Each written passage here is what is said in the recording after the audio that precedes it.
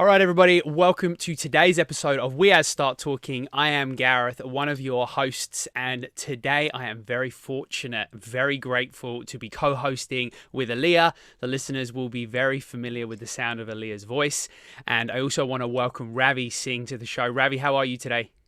I'm great, Gareth. Thanks for having me. Well, thanks for being here. Aliya, how's your week been? It's been splendid. Splendid. I like the splendid. There's always a fabulous word to describe how you're feeling. All right, listen, everyone. Thank you for tuning in. We really appreciate your support. Remember, head over, subscribe, and so you never miss an episode on anywhere you're listening to your podcast. I'm just going to give a little bit of housekeeping before we get going into the show. So, as I said, wherever you listen, please subscribe. If you can share on your social media, if you can give us a plug anywhere and help get these conversations out to more people, because they are truly game-changing conversations that the world needs to hear, and we rely on that support to get the word out there.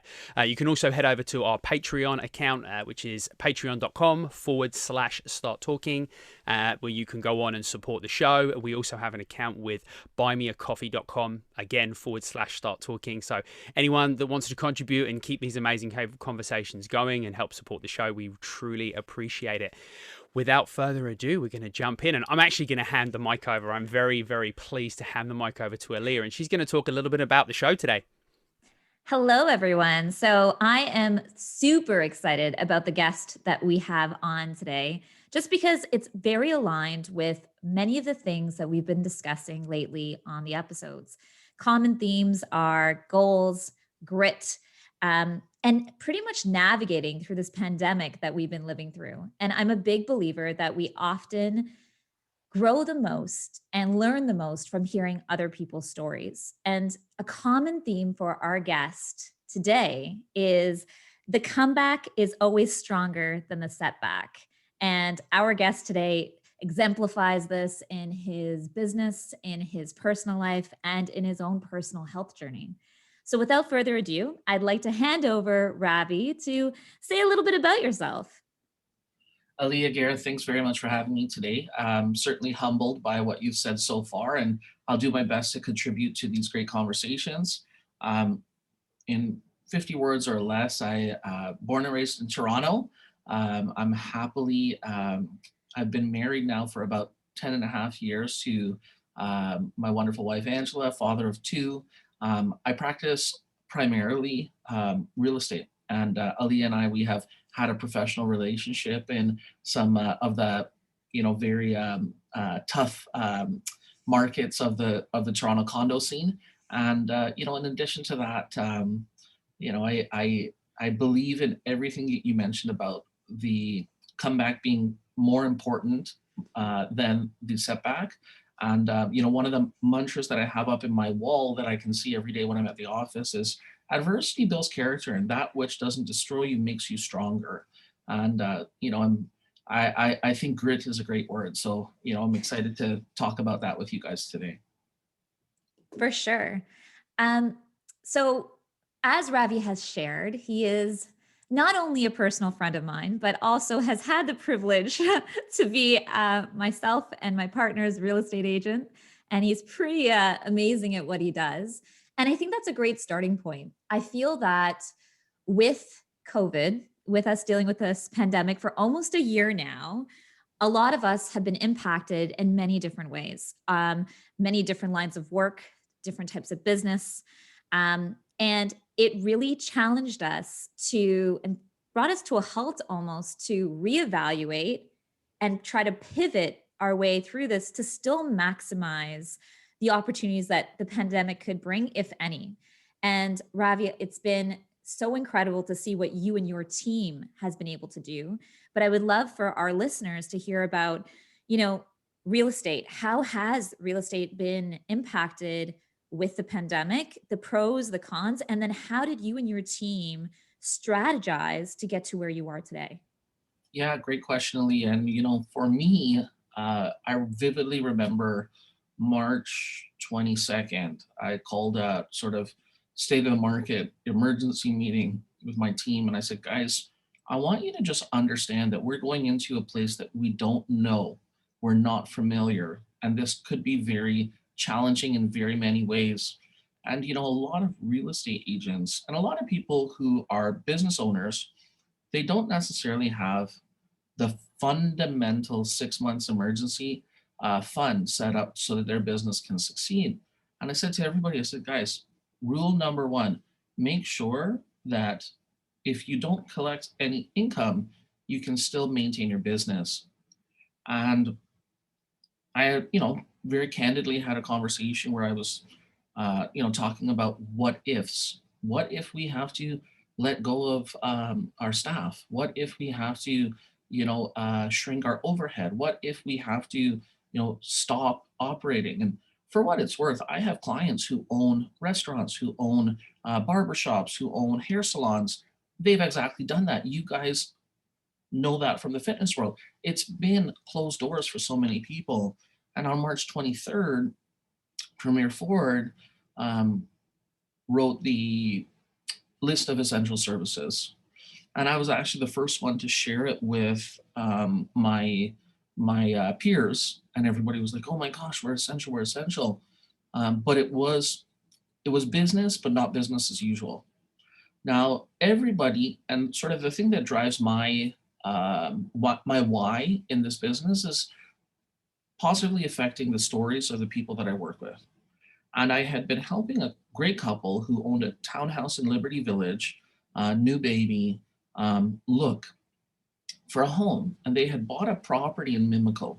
Mimico is just, go train to the downtown, just a little bit west of Liberty Village.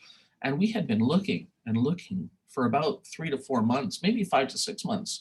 We finally bought a property and we're like, okay, now we have to sell the townhouse. And in a matter of 15 days, the entire market 180'd.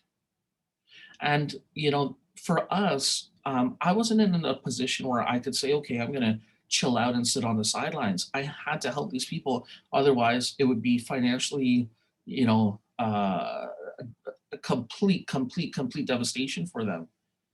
So very quickly in the pandemic, I was thrust into a position of necessity. And the clients of mine, we literally FaceTimed every single day. The updates were always the same. No one has come to see your property. No one will come to see your property. Let's try virtual. Let's try 3D. Let's try, Zoom. Let's try FaceTime. Let's try Instagram Live. Let's try. And instead of us getting what we anticipated for a sale price, we got significantly less. And what I realized was in any market, like think of a fruit market. You have buyers that come to the fruit market, you have vendors that come to the fruit market, and sometimes there's going to be an opportunity for the buyers, sometimes there's going to be an opportunity for the sellers. And we had to now understand that this was a buy opportunity. So we immediately pivoted our messaging, our marketing, our general practice, our lead generation to really showcase this temporary sort of blip in the market that we had. The second part was technology.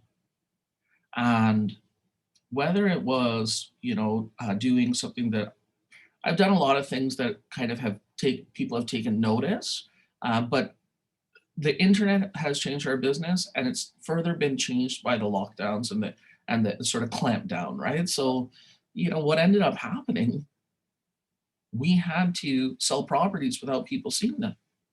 And you can imagine spending $1 million, like you want to smell, touch, breathe, right? So, it wasn't easy, but we pivoted. And thankfully, it was actually our most successful year ever. And, it was very challenging in many ways, but, from a metrics perspective, we've never had a year like this. So I tip my hat to my team. I tip my hat to my mentors, and I'm grateful to my clients because they stuck with us. We worked our tails off, and it's a success story. And if you think about things like the birth of a baby, there's pain, but then you have a beautiful baby. If you think about creating a diamond, there is friction and tension, and from that tension you get a diamond. And those are sort of symbols of the whole idea that we're talking about, right? Like, you push, you work, you struggle, And at the end of it, there should be some sort of acknowledgement of what you have and what you've accomplished. That's it's incredible to say that you had your best year during the most challenging year. And you should definitely applaud yourself and your team to be able to say that you were able to accomplish that, because not many can say the same. But I think the one thing that got you through it from hearing your explanation is that you kept on trying new things. You didn't stop, and you didn't say it's not working. You didn't say, oh, people are not going to see the home, so I might have to try to do a new industry. It was, no, how do I speak to the market? How do I make sure that I'm getting as many eyes on this in any physical way that I can? And you evolved and you changed up your business. I saw your Instagram lives. I was on it for some of the tours. I even checked out a property, for our listeners to know that I was personally debating on putting an offer on. So I think that it's incredible. I also know that you really did a great job in developing your team. And there were some players on your team that had outstanding years in the real estate game. And what I loved about seeing that for you was that, yes, you own you're the main leader in your team, but you really took the time to celebrate your associates. You took the time to celebrate your peers. So how do you feel like your coaching evolved with your team in this whole realm for you to be able to be that leader, keep them motivated, and allow them to perform at their highest potential? Great question. And coaching and mentoring, I think, is something that I've sort of had the great fortune of having some traditional Eastern, education. And when I was young, my father got me very influenced and very involved in the classical Indian music scene. And when I graduated from high school, I ended up moving to London, England, where I lived with my guru, with my master teacher, for about 4.5 months. And during that time, my eyes opened to really a new way of problem solving, a new way of solution finding. And I've always approached mentorship with his kind of aesthetic and his style. If someone was to ask me a very straightforward question, my job is not to give them an answer. My job is to provoke thought, right? And as a team leader in real estate, my job is not to give people transaction experience. My job is to create entrepreneurs. And whether you're in whatever industry you're in, you could be, doing anything. The reality is you're in business for self in some respect or another. And I mean, whether your client is your employer or not, you have to approach it with that. I call it the artistic entrepreneur, like someone who has a little bit of flair, a little bit of uniqueness, a little bit of understanding, a little grasp on the sort of arena that they're in, right? And for me, I think the coaching was an sort of an innate part of where where I've been influenced by my mentors. And I'm very fortunate to be at this incredible company where the owner, I call him the real estate Yoda, because he's just got this like stoic kind of style, right? And very early in my relationship with him, he looked at me one day. He says, "Ravi, why not you?" And he paused and he looked me dead in my eye and he said, "Why not you?" And it was a very sort of like big question, right? Because we're conditioned to seek out comfort, seek out security, seek out the common. And here's this success telling me, why not you? Meaning, why not explore? Why not have an adventure? Why not go on a journey? And for me, I try and take those concepts, those ideas, those ideals, and just place them, plant them in everybody around me. And it's so far so good. Yeah, that's just some really amazing insights, Ravi, from a leadership standpoint. And it sounds like you've done an amazing job of navigating kind of leadership through a uncertain, unknown world that we're all living in, and that was a big challenge for a lot of people. That I've spoken to, and I assume a lot of people in leadership roles. I'd really love to hear how the stress that comes with that from leadership, because it comes to all of us. Anyone that's ever been in a leadership role gets that kind of stress from having the responsibility, I guess, right, of that team below you, and knowing that there's uncertainty. Like you said, are we going to sell any houses? Are there going to be are people going to change as we change? And obviously you did an amazing job of that, as we heard. I'd love to hear how that affected you, when you clocked off, so to speak, when you went home, and the mental health stresses on you, having that burden of, not knowing what the future looked like for your team. It's funny, Gareth, but um, everyone close to me, they tease me that I somehow don't ever appear like anxious, or I don't, like it just doesn't stick to me, right? And it's my own coping mechanism. I've had a couple sort of rough diagnoses, health wise, and that's okay. Now what, right? And whatever it is that we're dealing with, that we're going through, my superpower is gratitude. And you know, if you really quantify how many people today woke up with no water, no food, no job, no employment, when we talk about, quote unquote, first world problems, that's all we have. And like it or not, the government's spending all this money. We have systems in place to protect us. We have wealth as a community. It's not easy, but who am I to say, to complain? Right? If you complain, you're not focused on solutions. And I've always said solutions over problems, right? So I guess really and truly, gratitude has been the best coping mechanism for any rough day.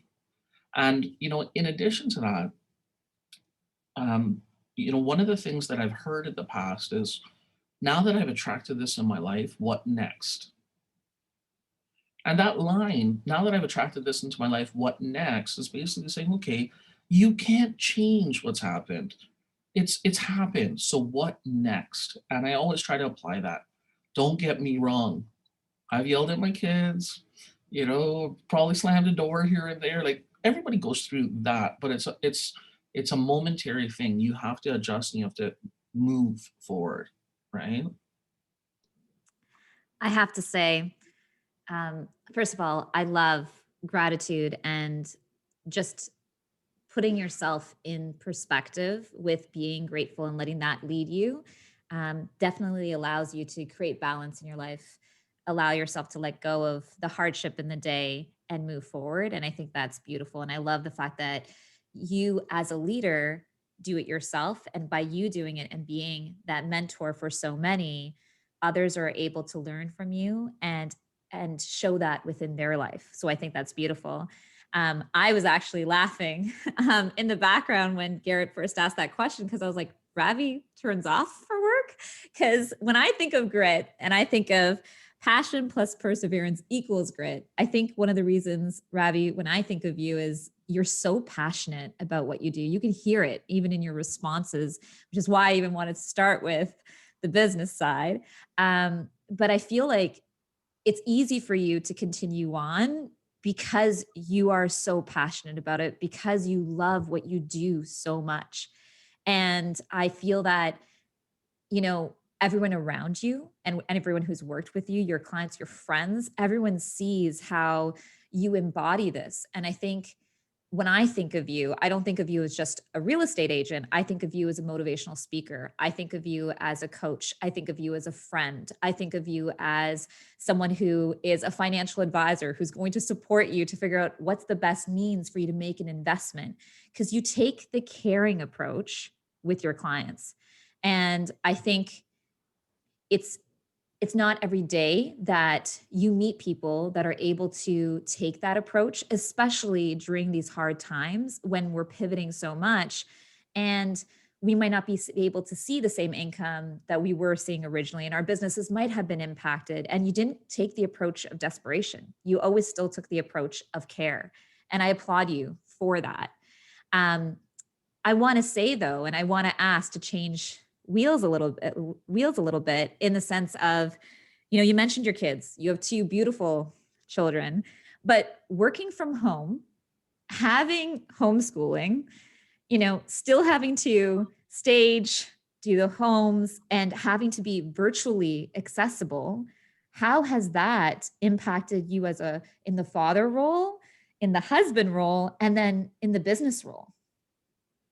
Yeah, so my experience working from home, like most people with young children, will agree it sucks. All right, like let's be transparent. I mean, there's no, you know, scenario where your kids are not zoomed out, where you are just really trying to manage with high energy young people. I mean, I have to credit my wife Angela. She has really taken it, and she's a bit of a overworker, but she's taken it very much upon her to sort of make sure everybody's where they need to be and doing what they need to do. And I mean, she's taken a big step back in her business because we realized that somebody needs to. So I'm very fortunate to have a partner that puts 110% in. And the first time around, because we're now in the second lockdown, I basically reconfigured and rejigged space in my home and set up shop, right? And it was like, okay, guys, when dad's going upstairs and going to this room, he's not here. And we learned that that couldn't be all the time. Like I had to tag in and tag out, right? But it's the best we can do. And I think again, it's that sort of whole idea of like, listen, nobody planned for work from home. Nobody planned for school from home. Nobody planned for a lockdown, and it's here. So what are you going to do about it, right? And for us, it's just again finding a way to function as best as possible. And then there's another layer to that, Aliya. I think you also have to kind of be gentle, guys. Everything's not going to go perfect, right? And there's an accountability to the people who are counting on you. And sometimes you're going to have to call them back instead of pick up their phone. Sometimes you're going to have to make it work on a different schedule than as planned, or you're going to have to delegate to your team just so that they can help out. It's just everybody's just got to learn to be a little gentle, especially during this very, very, very unprecedented situation we're in. 100%. I feel like I don't want to, I mean, that pivot and unprecedented is the two key words that I keep on hearing. I can't wait for this pandemic to be over so that we don't have to use those words for a very long time. But I think being gentle is so important. I think having the expectation and allowing yourself to understand that things aren't going to go perfect. And I think that's just a good understanding to have moving forward as we navigate out of this as well, right? As we transition out of this, it's equally important to ensure that we aren't expecting perfect all the time, because that's not a way to live. It doesn't allow us to strive. It doesn't allow us to be realistic with what happens in life. Not everything's always going to go as planned. And I think when you have little ones, you have to also understand that that's the unknown, that's the unpredictable factor, and they have needs and they're going to want their dad time. And this is hard for them. So you're their social aspect as well. So I think it's so important to kind of step back and give it that breath and allow everyone around us to kind of understand that and set the tone for ourselves and for the people around us and have those boundaries up, because I think it's really important to ensure we have that. If you were to say you had one learning from this whole experience, what would that be?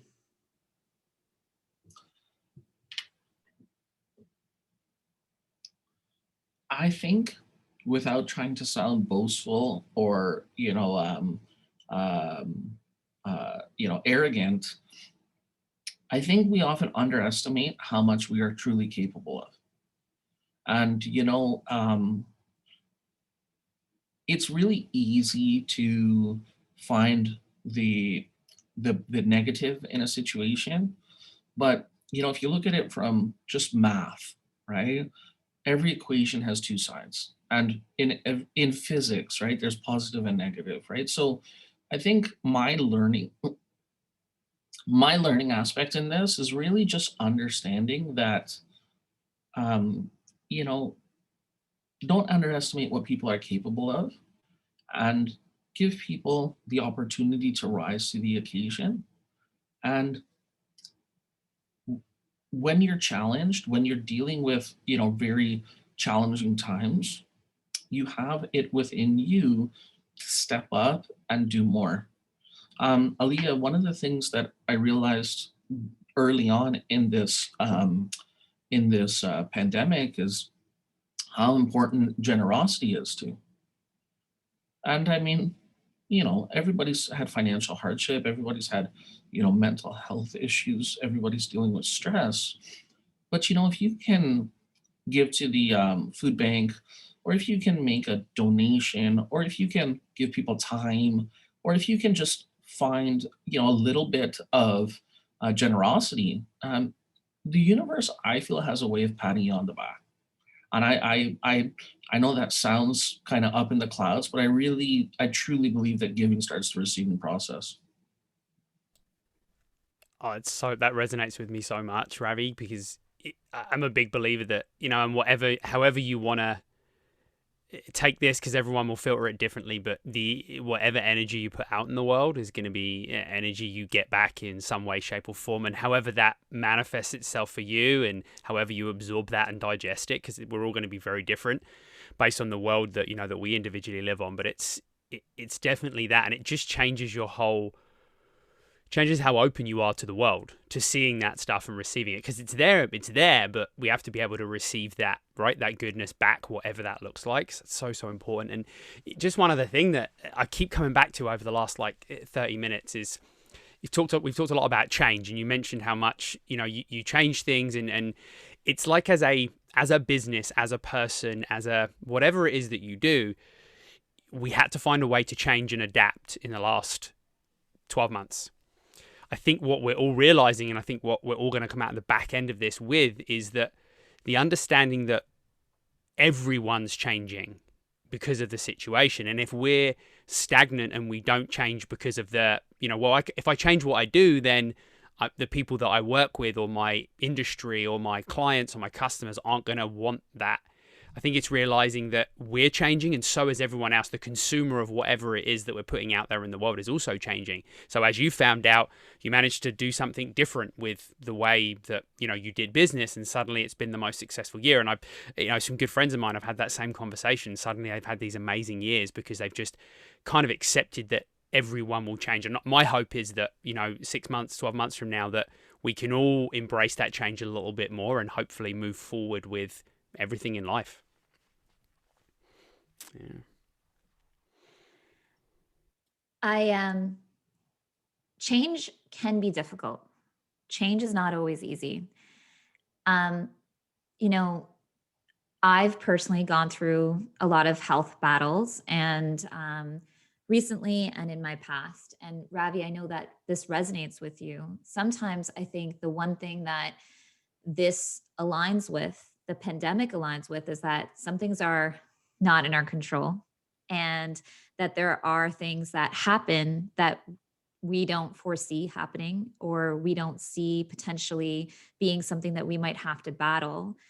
Um, how has your health in the past or currently helped you as a person evolve and be able to approach this, what we've gone through this past year, the way that you have?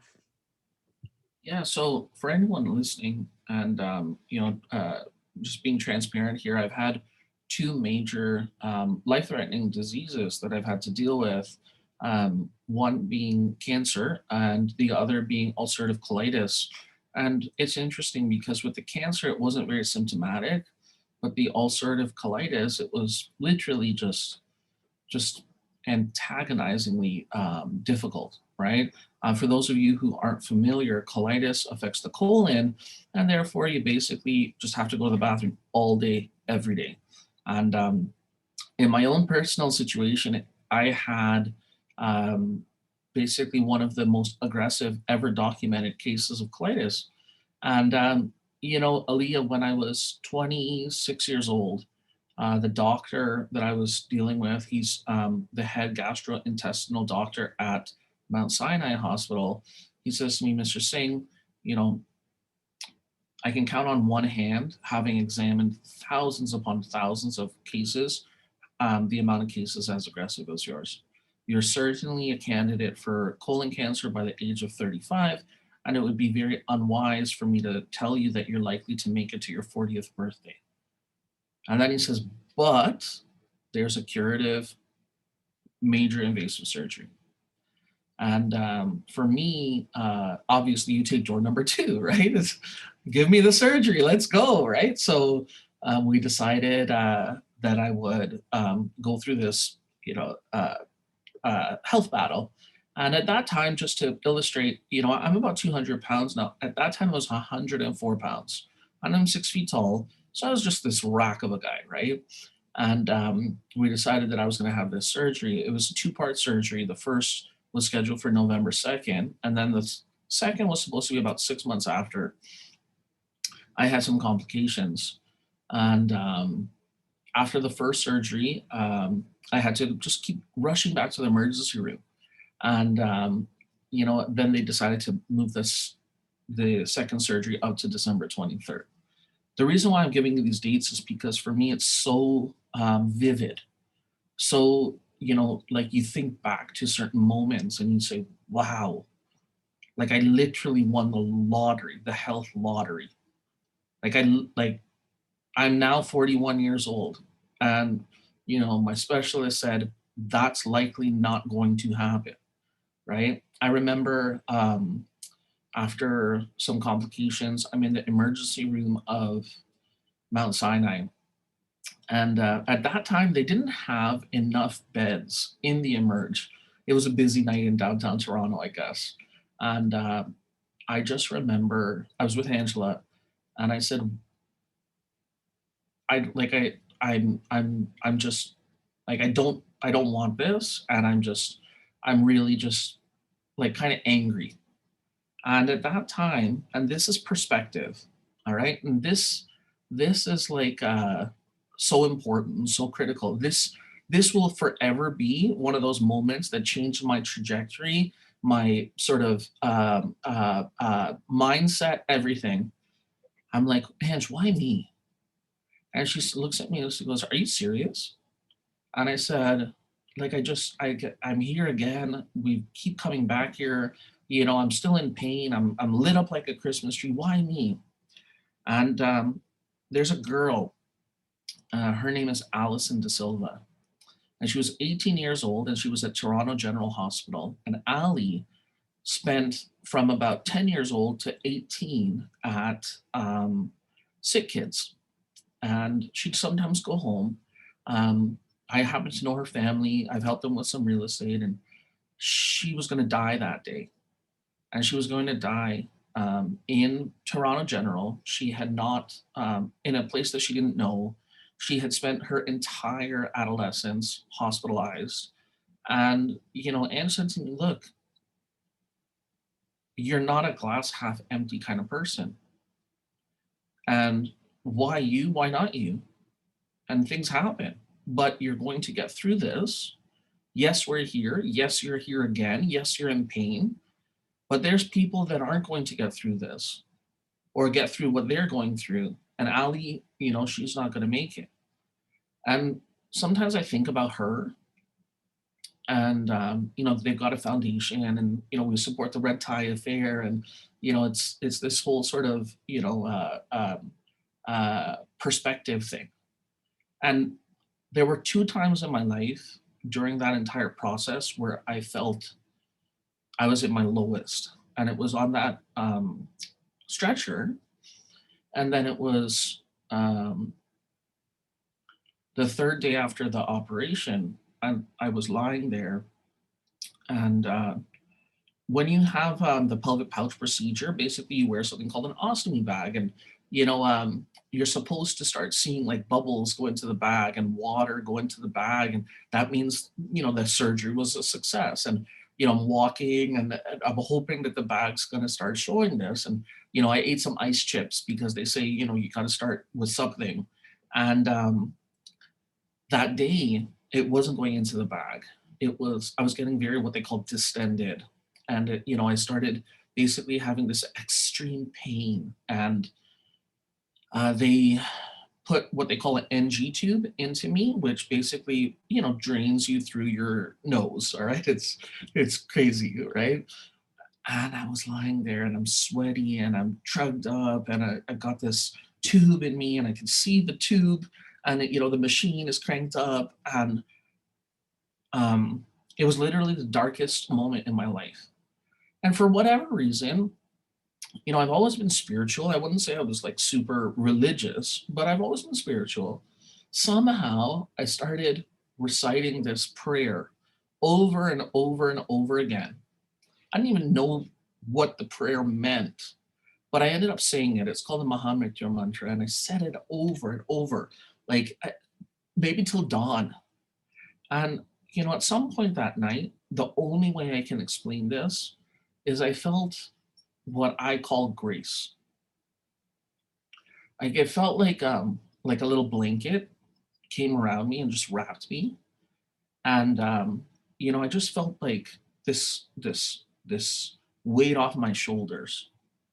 And I actually documented this with ink to paper.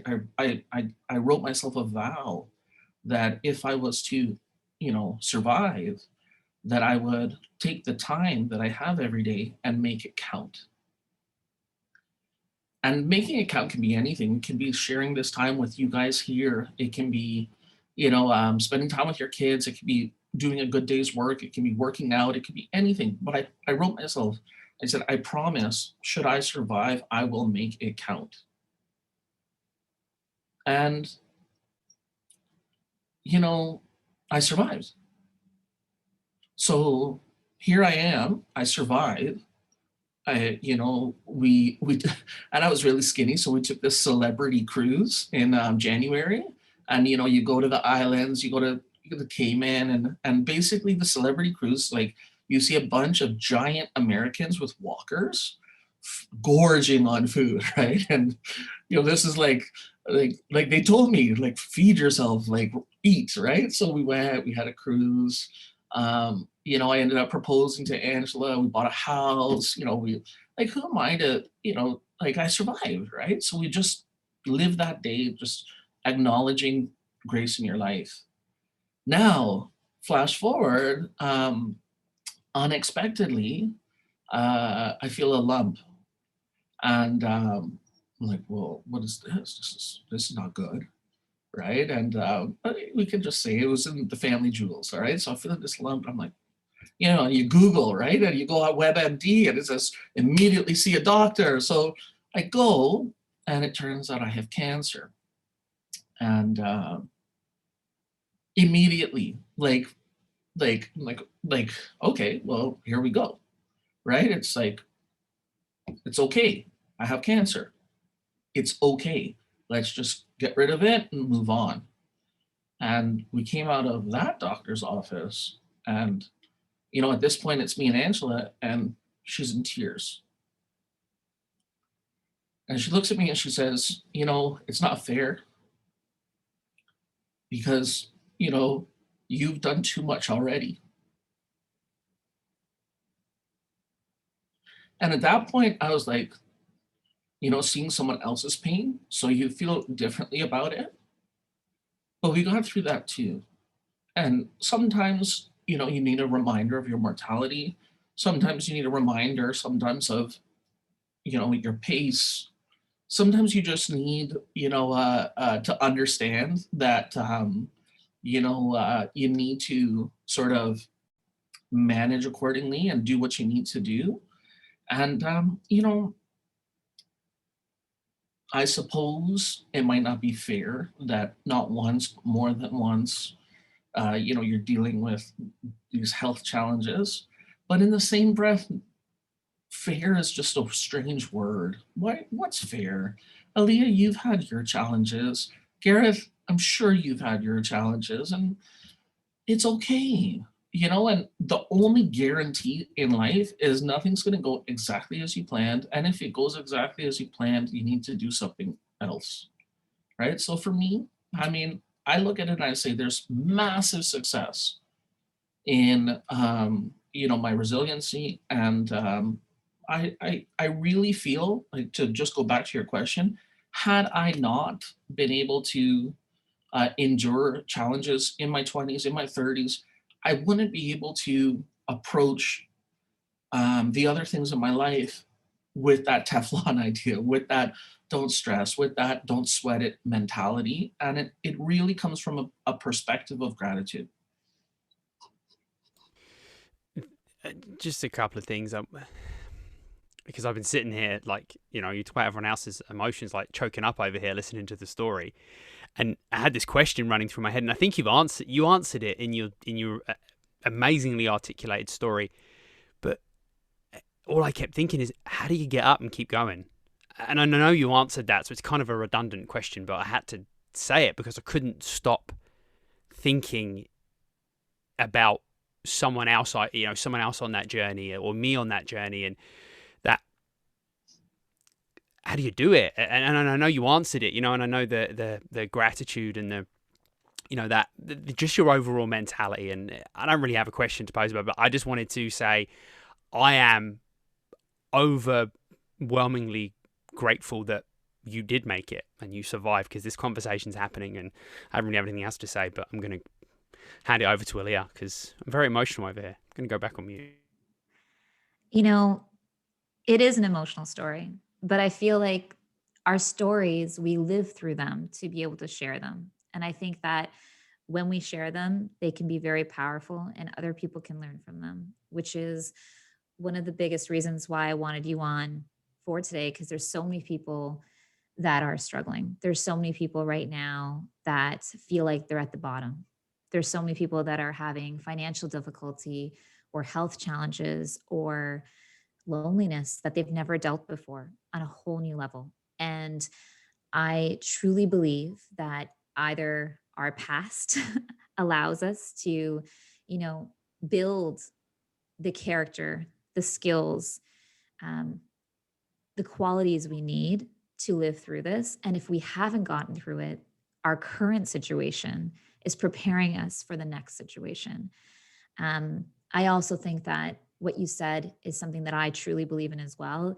The universe or God or whatever you believe in only throws at you what you can handle. And, Ravi, when I think about when you asked why you, to me, it's because you have a powerful voice. It's because you have the power to influence. It's because you, through going through all of that, still managed to marry a beautiful, incredible human being who I personally admire and adore. You have two beautiful kids, but you have inspired so many through giving back. You've lived true to your word of, living in that moment. I see that when you go out with your kids and just appreciate a sunset or a sunrise and you're going for a walk with them just to get fresh air, I see the amount of money you've raised and awareness you've spread. I have witnessed you give back through food bank charities, not just this past year, every single year. I see how you appreciate your clients for everything that they've done and helped provide for you by being your customers, just out of the goodness of your heart. And those are things that people don't have to do, but there are things that you have chosen to do. And I do believe that's why you are in this position. I do believe that that's why, the graciousness of this universe has, blessed you. And to me, I think that that's a story that you should continue to share and continue to tell and continue to remind yourself of, just because it's something that is always going to push you. It's something that's always going to remind you of the warrior that you are. Yeah, and frankly speaking, Aliya and Gareth, this is great work that you guys are doing. Um, to employ people with the opportunity to share inspiring stories. That's just a phenomenal thing. And right now, when people are home, when people are in lockdowns, the more they can feed themselves mentally with, this type of work, I mean, well done. I certainly appreciate being a guest. I certainly appreciate, the messaging that you guys are putting out, because it's very, very important. Well, thank you. I don't know if Aliya, I'm going to hand it over, and if you have anything else. I feel like that's such a, I mean, I'm sure we could discuss for many hours, and have hundreds of questions. And I definitely feel like there is a Ravi part 2. It kind of maybe in more than one way. However, we'll get into that in another show. But I would love to just dig in and have another conversation, have part 2 in the future. However, that message and that story and everything that I feel like so many people are going to take away, regardless of whether this is a physical challenge, a disease, a mental health challenge right now. There's so many takeaways from that. And I want to allow Aliya any passing thoughts before I kind of sign off the show. But just powerful. Like the last hour has impacted me already. And we haven't even finished recording yet. So, I'm massively grateful for that. I'm going to hand it over to Aliya for any final thoughts, and then I'll sign us off before we finish up. So, Ravi, I just want to thank you again. I do want our listeners to check him out. He's an incredible real estate agent. He is my real estate agent. So please check him out. He has definitely helped us make some great investments, and we are looking forward to working with him more in the future. But even just to know Ravi is a pleasure, and I'm honored to call you a friend. And for everyone to hear your story, I think that you're an inspiration, and I am excited for you to continue to live life, to continue to tell your tale, and have more experiences that can help shape you to mentor and grow the people around you. Yeah, Ravi, did you have any more final thoughts for the listeners? I'm going to brace myself. You know what? It's a beautiful life, right? We are all just, allowed so much, and there's so much abundance, and there's so many things that when you open your eyes and allow yourself to acknowledge, that you just have to appreciate, right? And I mean, I think that's kind of been the theme of what we've been talking about here. And you know what? Thanks for having me, guys. I certainly hope that this reaches someone's ears that can benefit from what we talked about today. Yeah, I second that for sure. Again, so grateful. So many key takeaways that I know a lot of you listening are going to be massively impacted by this story. I'm hugely grateful for both of you for being here, for Aliya for co-hosting, and for Ravi for being on the show today. As always, please, as Ravi said, he hopes it gets into someone's ears, that it's going to make an impact, so you, the listeners, can help that. Please subscribe, share the episodes on your social media, tell your friends and families, get it out there, because it does make a massive difference. All of Ravi's contact details are going to be in the show notes. I'm going to tag everything on social media, so anyone looking for an amazing, not only an amazing real estate agent, an amazing person to guide them through that or connect with, then you can do that there. Again, please visit our Patreon account, support the show, follow us on social media, stay connected. We want to hear. You can send us an email at starttalking@weas.ca if you've got content, if you're a guest, you want to come on and be a guest, you've got a story to tell. We appreciate all the support. And I'll just finish by saying, please remember, be the best possible version of yourself you can be. Keep making a difference in the world, and we will catch you next episode.